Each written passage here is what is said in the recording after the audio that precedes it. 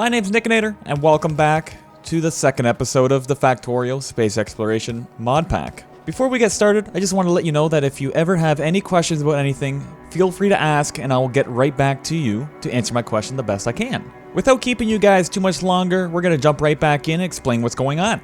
Right here I'm making some concrete, and concrete is pretty good for putting down in order to move a little bit quicker on the surface. Or you can just put it down for aesthetic reasons. I think that's the biggest reason why I'm using concrete. I like the aesthetic of it. I'm not going to put it down everywhere. I'm going to put it down in like certain sections to make it look a little bit neat and separate certain areas from my factory. And I'll get to that later on in this episode, actually. Concrete's also used in a couple recipes, so you're really going to need to make some concrete at some point. But as you can also see, I do have a little patch of water that I'm pulling up from there, and that's using the mod called water fill. Some people might think that the mod is a little cheaty in some ways, but to each their own. In this save, this is how I'm doing it, alright? You know, there's other times I play Factorio that I will not use this mod. This time is just not that time. I do have a rule for myself though, because in space exploration you actually go to different planets, and some of those planets are actually waterless. And same with going to space, it's a waterless area. So my rule for myself is I'm actually not going to use the water fill in that area that is waterless. I'm actually going to import the water if need be. So it's kind of a rule to help with the cheatiness factor in it. But again, play how you want to play.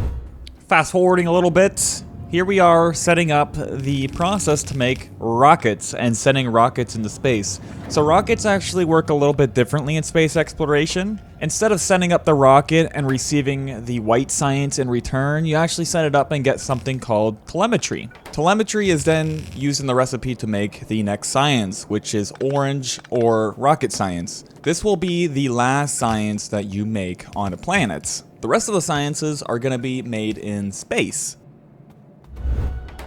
Now, who is interested in watching a rocket fly up into space? Satellite, let's launch. Let's launch the rocket. Let's go. 13 hours, 17 minutes. That's not too bad, right? That's not too bad. That's pretty quick. I think we're on a good pace right now.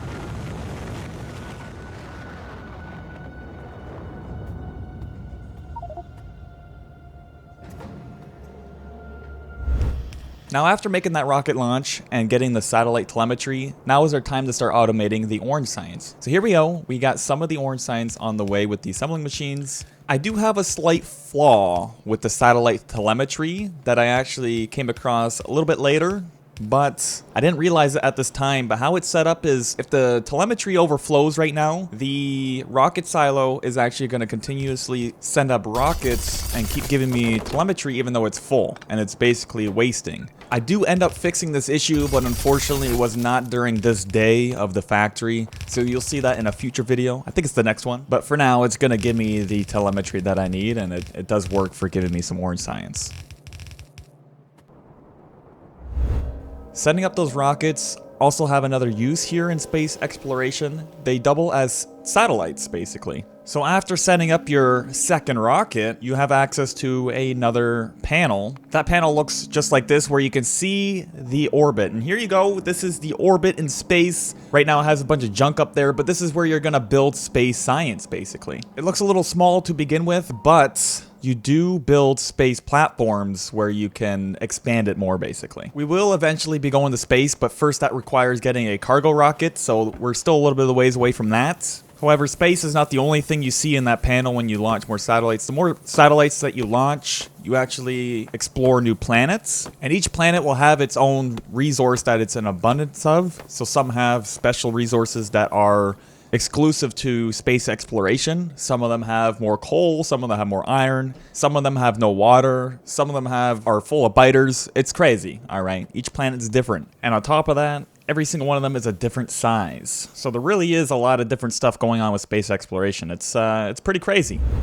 So here's a better look at some of the planets on the list. We have actually seen another planet and an orbit around it. So you can see there's biter meteors on that planet, which means there will actually be biters that come down as meteors. There's many other stats, like the solar power that you get from them. You can see that that one is a crude oil planet, so there's a lot of oil on that planet. They all have different day and night cycles and even robot interference. So actually after some time, your robots will be damaged and go down.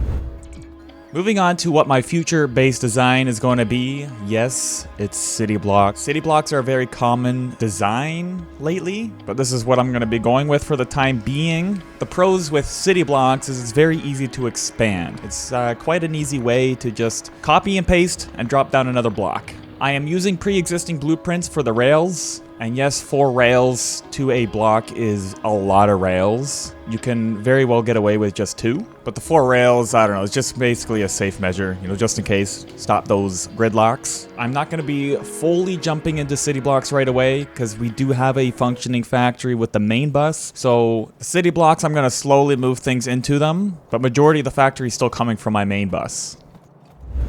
To manage the train lines in my city block, I'm going to be using a mod called LTN. You can very well get away with just using the vanilla train system. However, I find LTN just suits my needs for how I want to set up my train network. The city blocks contain of a couple different versions. One is going to be the rail network that goes along, and then there's going to be empty blocks. The empty blocks will be in between the unloading and loading stations, and each one of these empty blocks is going to be dedicated to carrying out a specific task. So I'm using one to smelt each of the ores. So there's one for iron, one for copper, one for steel, one for stone bricks, etc., right? I'm not going to be using city blocks everywhere. I'm just going to be using on this planet here. When I go to other planets, I'm just going to, do some different designs, all right? I don't want to do the same design everywhere. I want to spice things up a little bit. We're going to end this episode a little bit shorter than the last one. I didn't find I did like a whole lot of different things this time around. Most of the factory production actually ended up being on the last video. But we did get some rockets sent up. We've got some city blocks down. I think the next goal is to get some cargo rockets going. We need to get space science on the way. I think this mod is amazing. I love the whole space travel and all the different planets. I love it. I'm a big fan of Dyson Sphere program. I love space. I love all that good stuff. This is going to be me for now, and I'll catch you guys later. Peace.